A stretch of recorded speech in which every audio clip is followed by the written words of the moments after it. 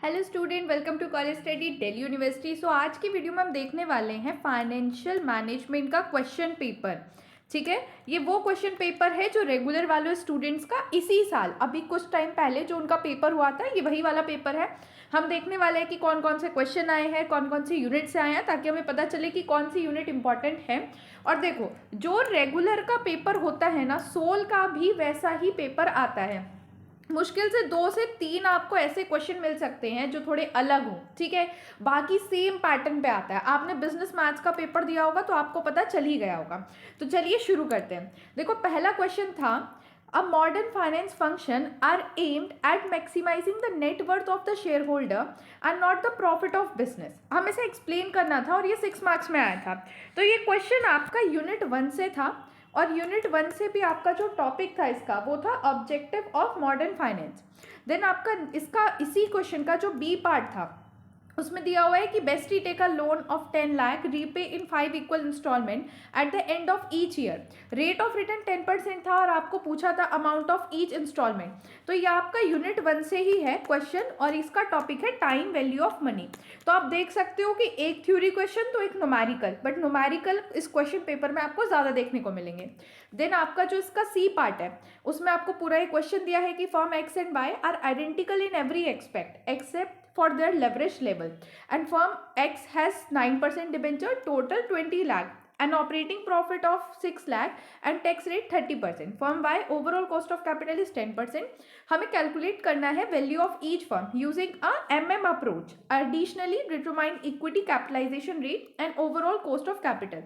तो ये जो क्वेश्चन है इसमें आपकी 3 चीजें पूछी गई हैं और तीनों ही चीजें 3-3 नंबर की है। तो ये टोटल क्वेश्चन आपका 9 मार्क्स का था, और ये क्वेश्चन आपका था यूनिट 3 से। आपका जो MM अप्रोच मैंने कराया है यूनिट 3 में, मोदगलानी मिलर अप्रोच, उससे ये क्वेश्चन आपका आया था।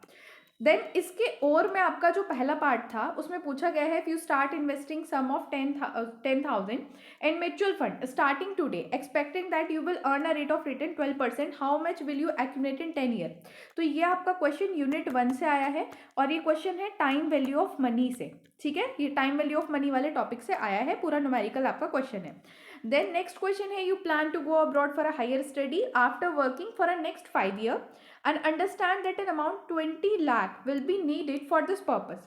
At that time, you have decided to accumulate this amount by investing a fixed amount at the end of each year in a safe scheme, जो आपको रेट ऑफ इंटरेस्ट ऑफर कर रही है 10% का। अब इसमें पूछे कि हर साल आप कितना अमाउंट डालोगे ताकि आपका जो 5 साल बाद है वो अमाउंट 20 लाख हो जाए। तो ये क्वेश्चन भी आपका यूनिट 1 से है, and this question is again from the time value of money वाले टॉपिक से।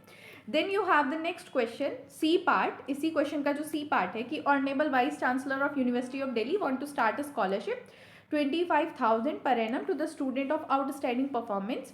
ठीक है, the amount of scholarship is growing expected for 5% to commensurate with inflation, and he want to know how much money he can invest at 12.5% per annum to pay the scholarship till the perpetuity. ठीक है, तो ये question आपका, आप इसे unit 2 से भी consider कर सकते हो और 1 से भी कंसिडर कर सकते हो, क्योंकि ये जो टॉपिक है वो तो टाइम वैल्यू ऑफ मनी ही है, लेकिन ये इसकी जो कैलकुलेशन आई है ना, वो कैलकुलेशन यूनिट 1 में नहीं थी, वो कैलकुलेशन यूनिट 2 में जाके थी, तो आप उसको देख सकते हो। ठीक है, बाकी ये टॉपिक इसका टाइम वैल्यू ऑफ मनी है कि आपको परपेचुटी वाले उसमें देखना है कि परपेचुटी में, परपेचुटी मतलब जो चलता रहता है हमेशा के लिए, तो उसमें आपको कितना अमाउंट डालना पड़ेगा। इसका फॉर्मूला होता है A/R वाला करके। अगर आपने वीडियो देखी होगी तो आपको पता होगा, अगर आपने कॉन्सेप्ट पढ़ लिए होंगे तो। देन आपका डी पार्ट आया है इसी क्वेश्चन का, डी पार्ट की firm has 10,000 equity share and EBIT of 3 lakh, interest liability of 40,000 and preference dividend 20,000. Tax rate is 40%. Compute the earning per share, degree of financial leverage. What will be the EPS if operating profit increased by the 30%? और इसमें आपके 3 part हैं, तो ये 2+2+2 के form में आया, मतलब ये पूरा क्वेश्चन आपका 6 मार्क्स का है। और ये जो क्वेश्चन है ना, सो ये क्वेश्चन आपका यूनिट 3 से आया है, और यूनिट 3 के भी जो ऑपरेटिंग फाइनेंशियल लेवरेज वाला टॉपिक है उससे क्वेश्चन आपका क्वेश्चन पेपर में आया था। Now moving to the next question, इसी क्वेश्चन का जो 5th पार्ट है, ई पार्ट। देखो, इस क्वेश्चन में पूरा आपको डेटा दिया हुआ है और आपको बोला है कि आपने डायरेक्टली ऑपरेटिंग लेवरेज कैलकुलेट करना है। अब ये डायरेक्ट आपको दिख रहा है कि ये यूनिट 3 के ऑपरेटिंग लेवरेज वाले कॉन्सेप्ट से आपको आया है। ठीक है, now moving to the second question. Second question का ए पार्ट है, Van Gogh venture is considering the installation of machine that cost a 2 lakh with additional installment charges 40,000. The machine has lifespan of 5 years and is expected to have a scrap value 20,000 at the end of its useful life. बाकी का फिर question इस तरीके से दे रखा है और आपको इसमें पूछा गया है लास्ट में that determine whether the machine should be installed, we need to calculate the cash flow and evaluate the investment net present value.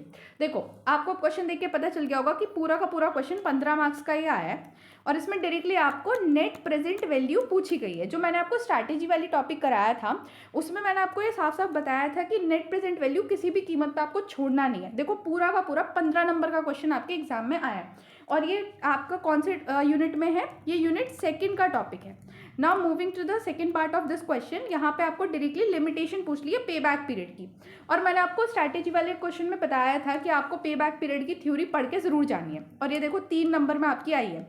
और मैंने जैसे कि आपको बताया था कि न्यूमेरिकल ज़्यादा आने हैं, थ्योरी काफ़ी कम आएगी। उसी तरीके से पेपर में न्यूमेरिकल भर भर के आए हैं और थ्योरी बहुत ही लिमिटेड आई है।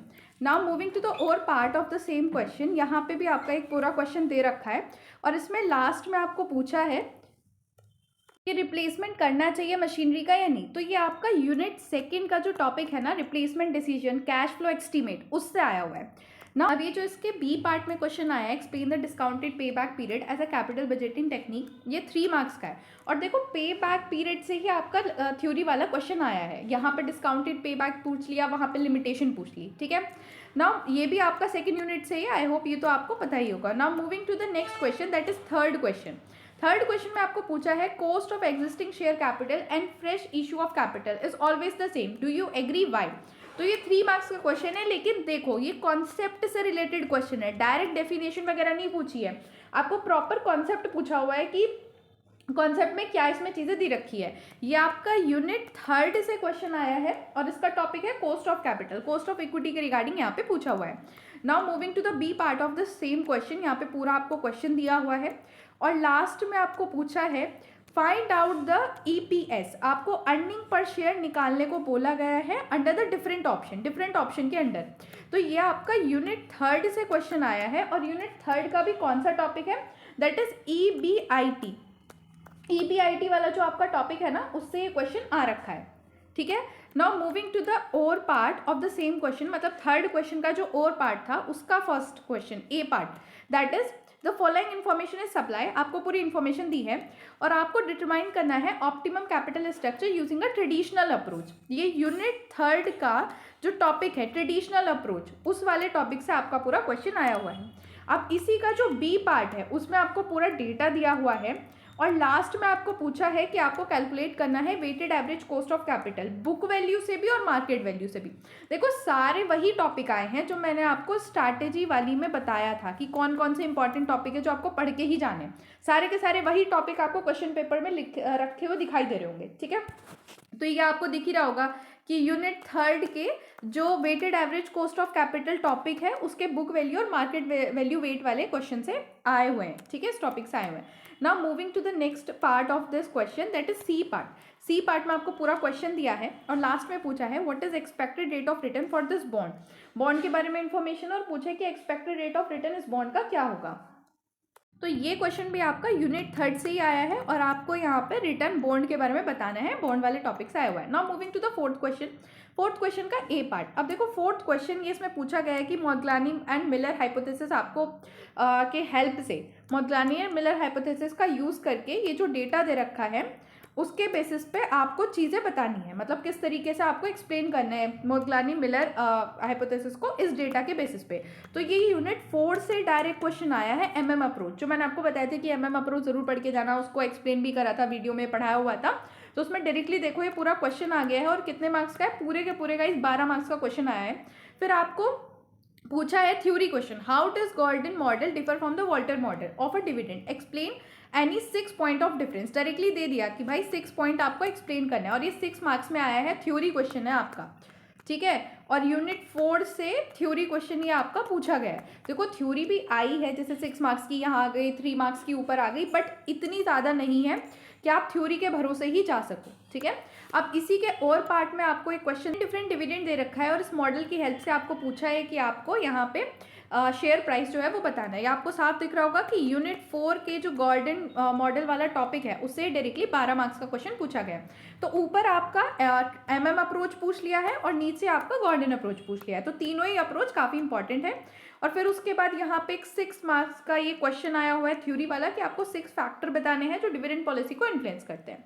Now moving to the fifth question का जो ए पार्ट है उसमें आपको पूरा एक क्वेश्चन दिया है कि सिफनी limited provide you with the following fact, estimate the net working capital requirement for a project. Net working capital आपसे पूछा गया है, एस्टिमेटेड कॉस्ट वगैरह सारी चीज़ें दी हुई हैं, एडिशनल इन्फॉर्मेशन आपको दी है और आपको नेट वर्किंग कैपिटल यहाँ पे निकालना है। तो आप देख सकते हो कि डायरेक्टली ये यूनिट फिफ्थ से आपका ये क्वेश्चन है और टॉपिक क्या है, वर्किंग कैपिटल एस्टिमेशन, ठीक है। और पूरा 12 नंबर का क्वेश्चन यहाँ पे आया हुआ है। देन इसी के बी पार्ट में आपको बोला है कि ऑपरेटिंग साइकिल मेथड को एक्सप्लेन करो, वर्किंग कैपिटल का एस्टिमेट करने के लिए जो ऑपरेटिंग साइकिल मेथड यूज होता है उसको बताना है। और 6 मार्क्स में क्वेश्चन है, पूरा थ्योरी क्वेश्चन है और ये भी आपका यूनिट 5th से आपका आया हुआ है, ठीक है।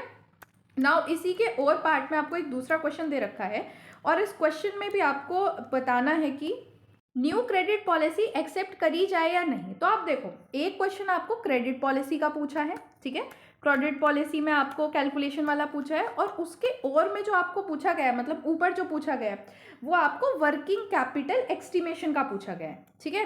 तो आप देख सकते हो कि अगर आपको एक आता है ना, मतलब अगर क्रेडिट पॉलिसी भी आपको आ रही है, वर्किंग कैपिटल की कैलकुलेशन नहीं भी आ रही, तो भी आप सॉल्यूशन कर सकते हो। तो कम से कम एक तो इसका ज़रूर पढ़ के चले ही जाना। दोनों प्रिपेयर करके जा रहे हो बहुत बढ़िया, बट एटलीस्ट एक आपको आना ही चाहिए, या तो क्रेडिट पॉलिसी बहुत अच्छे से करके जाओ या फिर वर्किंग कैपिटल, कि कम से कम आप कुछ तो अटेम्प्ट करके आ सको, ठीक है। Now moving to the B part of the question, यहाँ पे आपको पूछा है what is credit policy, explain the role of credit policy term in a credit policy. देखो यहाँ पे तो क्या है कि कैलकुलेशन भी क्रेडिट पॉलिसी वाले टॉपिक से पूछ ली है और आपको थ्योरी भी क्रेडिट पॉलिसी से पूछ ली है। लेकिन कई बार क्या होता है कि कैलकुलेशन क्रेडिट पॉलिसी की होती है और थ्योरी वर्किंग कैपिटल की होती है।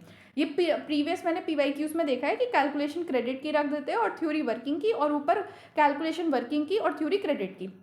तो आपको क्रेडिट पॉलिसी अच्छे से करके जाना है या फिर वर्किंग करके जाओ अच्छे से, एक तो करके जाना ही है। और इसी के साथ आप देख सकते हो कि हमने पूरा पेपर रिव्यू कर लिया है। सो गाइज, वीडियो को लाइक करो, चैनल को सब्सक्राइब करो and thanks for watching. Video को हाइप भी करो और बहुत जल्दी मैं इंपॉर्टेंट क्वेश्चन की जो वीडियो है वो लाने वाली हूँ, जैसे मैं बिजनेस मैथ्स के लिए लेके आई थी। और आपको अब पेपर पता चल गया है कि किस तरीके से आता है, किस तरीके से रेगुलर वालों का आया है, तो इसी के बेसिस पे प्रिपेयर करके जाओ। जिस तरीके से चॉइसेस इसमें दे रखी है, जिस तरीके से टॉपिक में चॉइसेस इसमें दे रखी है ना, वैसी ही सोल के पेपर में देखने को मिलती है। मतलब 80%, 80 to 90% सेम ही होता है। तो इसकी आप बहुत ज़्यादा हेल्प ले सकते हो। So thank you.